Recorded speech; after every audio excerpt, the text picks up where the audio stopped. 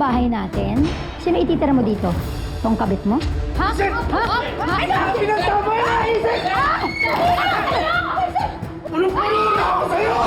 Bali! Dad, I've decided na po.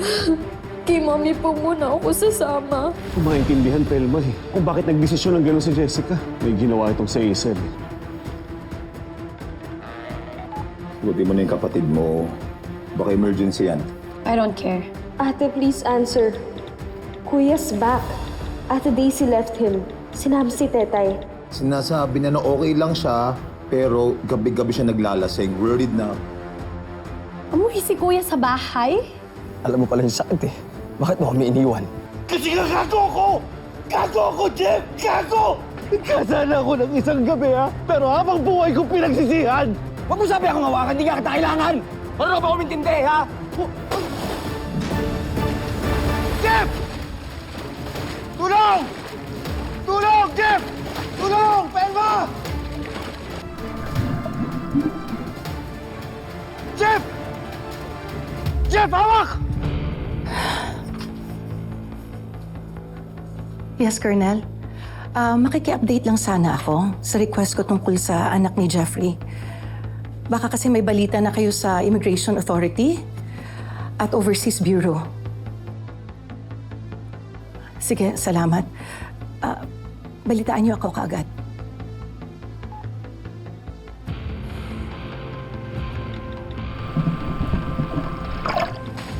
Jeffrey! Jeffrey, umawa ka!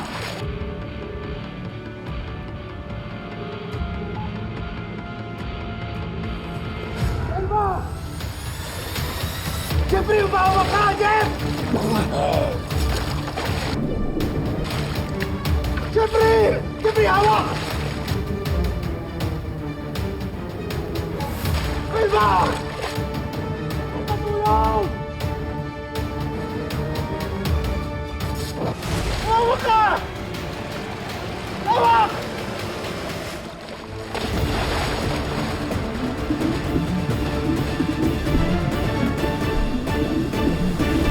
Manuel? Ano nangyayari dyan? Manuel! Jeff! Jeff! Anak! Ah!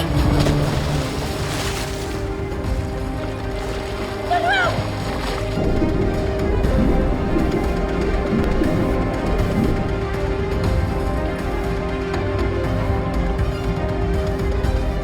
Hawakan mo, Kuya! Hawakan mo si Jeffrey! Jeffrey! Diyos ko, anak! Ah!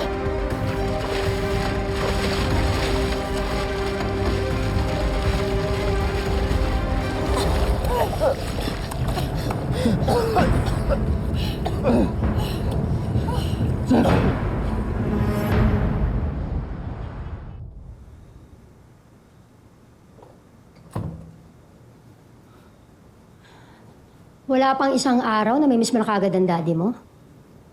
Ano? Hindi ka sinasagot?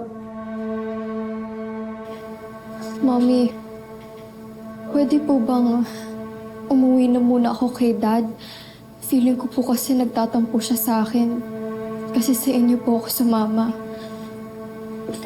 Iniintindi mo yung tampo niya? Pero hindi mo iniisip na mabubuwisit ako dyan sa inaasta mo. Mommy naman eh. O bakit? Tinatawagan mo, hindi sumasagot. Worried ka. Eh baka nga busy. Busy makipagbanding doon sa pamilya niya sa labas. Mom, you're not helping. Ayan ka na naman eh. Bakit ba laging ang nega ng tingin mo sa akin, no? Sa totoo lang, gusto na kitang tulungan. Hindi mo lang nakikita yun. Isipin mo, tinatawagan mo yung daddy mo, it's either hindi ka niya namimiss o ayaw niya talagang sagutin. Alam mo anak, kaya ako sa'yo, umpisahan mo nang matutunan na wala ang daddy mo sa tabi mo. Mom, please. Now you know the feeling. Ganyan na ganyan ang pinaramdam niyo sa akin noon ng daddy mo. Okay. Gusto mong puntahan ng daddy mo? Go ahead. Baka naman sabihin mo ang sama-sama ako. Really, Mom? Thank you. Yes. Pero ikaw ang magiging mata at tenga ko sa bahay ng daddy mo para mag-report sa akin, naintindihan mo? Papayagan kita doon, pero sa akin ang loyalty mo. Dahil kung hindi, anytime, pwede ko ibulgar ang sikreto mo.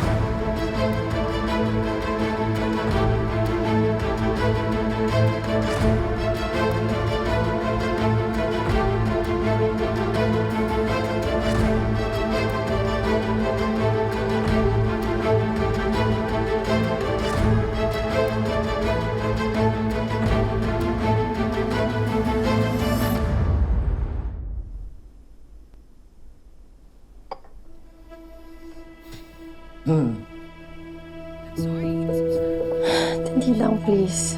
Hindi lang. Ano bang meron? Andrea. Tatanungin niyo? Ano ba? Kanina ka pa tawag ng tawag dyan ah.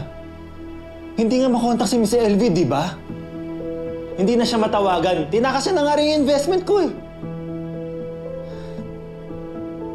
O baka naman iba naman kasi ang tinatawagan mo.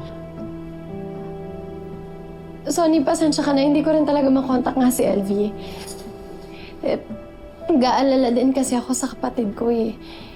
Pareho lang tayo, may problema rin ako. Bakit? Buhay ba ng kapatid mo nakasalalay dyan?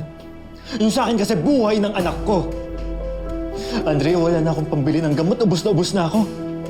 Eh, ikaw yung nag-recruit sa akin sa lending company na yan, di ba? Kaya ibalik mo sa akin yung pera ko. Teka lang, Sonny. Pareho lang naman tayo naghihintay. Wala rin akong pera. Magkano ba kailangan mo? 50,000. Sige. Hindi, teka lang. Hindi naman pwedeng basta-basta gano'n na lang. Labas ka dito, Joel. Pasensya ka na, Sunny. Wala rin akong pera, pero... Eto, wait.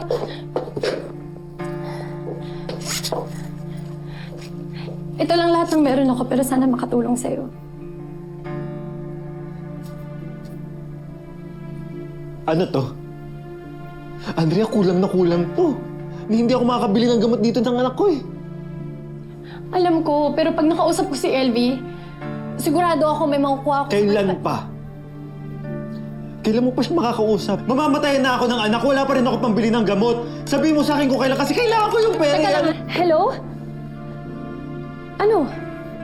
Si Kuya? Si Kuya Jeffrey kasi muntik maluno dahil sa kalasingan. Eh, buti na nga... Ate? Hello?